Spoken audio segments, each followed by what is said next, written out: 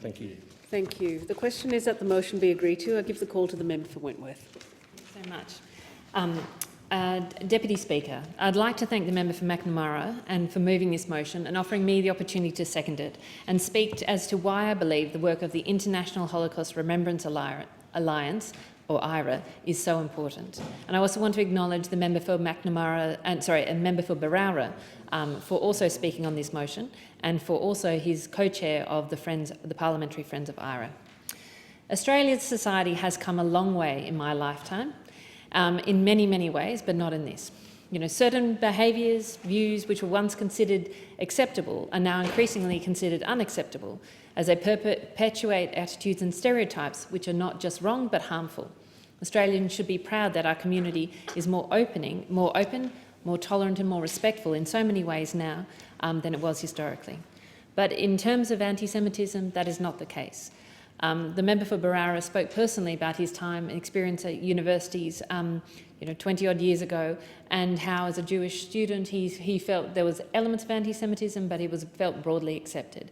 Sadly, talking to the students today, of Jewish students in my community of Wentworth, that is not the case. Many of them that spoke to me talked about some of the horrors of trying to live with expressions of anti-Semitism, of money being thrown at their feet, of abusive notes being put into their pockets, of students, hiding their identity, hiding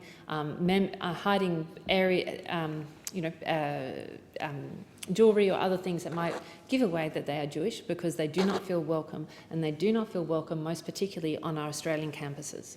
And this is most concerning because universities have always been the forefront of social progress. But in this particular issue of anti-Semitism, it seems that we have gone backwards, and particularly in the universities. And this is why the work of IHRA is so important. By proposing a working definition of anti-Semitism, it provides a tool for organisations, including government and universities, to frame what constitutes anti-Semitism, to set clear expectations, and to help ensure that the behaviour of individuals in these organisations is appropriate and respectful.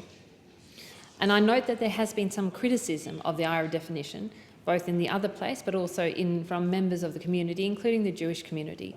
But I believe these criticisms are misplaced, because I think the strongest criticism against IHRA has been that the definition is there to stifle reasonable debate, and I really take issue with that.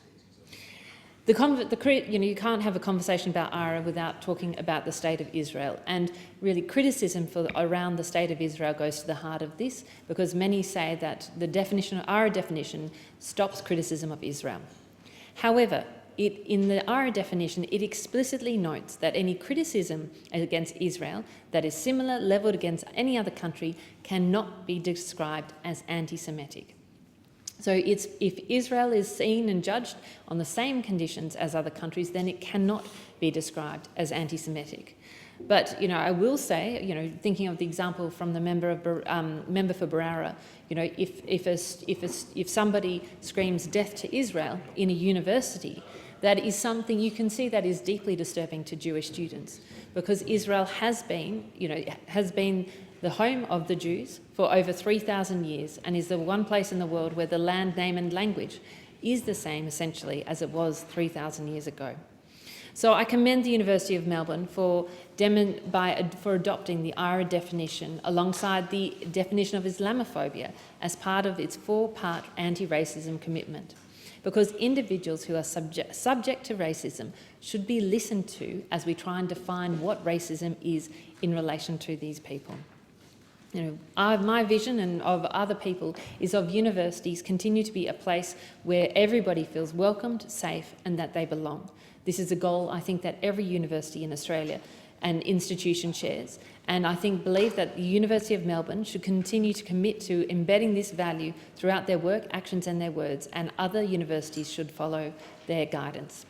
I also want to commend the Executive Council of Australian Jewry for the work that they have done on this, and particularly the work that they are doing in measuring anti-Semitism, because it has had significant rises in the last 2 years, and it is through this continuous vigilance, that we can, and through, examining these issues and seeking change at the universities, that we will make this greatest difference. Thank you.